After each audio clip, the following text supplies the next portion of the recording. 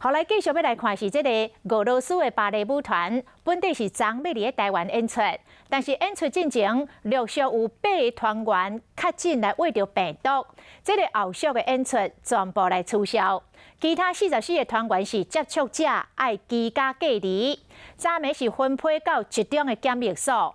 这指挥中心的发言人曾仁祥嘛来证实，这44个人，其中有2个人已经先离开台湾，剩42个人。今仔日就分坐3个班机，飞到3个目的地。伫飞行机顶会专程来挂喙安座位，卖甲旅客来隔开。俄罗斯芭蕾舞团的成员伫台北市政府安排下，陆续上交通车，有人无表情，有人规面拢是笑容，佫真热情，甲媒体握手。饭店警员佫专工用查屏甲乌雨伞，将这团员一律送上交通车，去到集中检疫所。因为坚持留伫饭店的舞团经纪人，一直到半暝才坐计程车为饭店离开。佫向现场媒体比一个爱心，心情敢若无受到暂停演出的影响。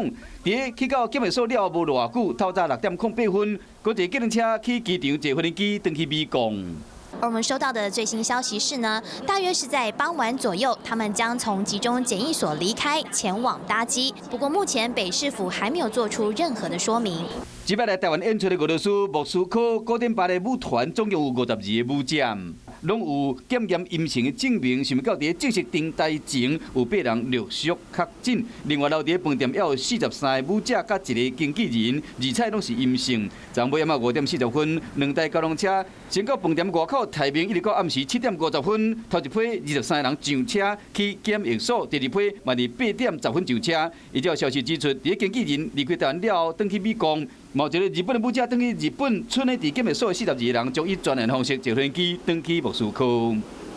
让他们在飞机上面跟其他旅客有区隔。那另外专用厕所，另外他们全程都要戴口罩。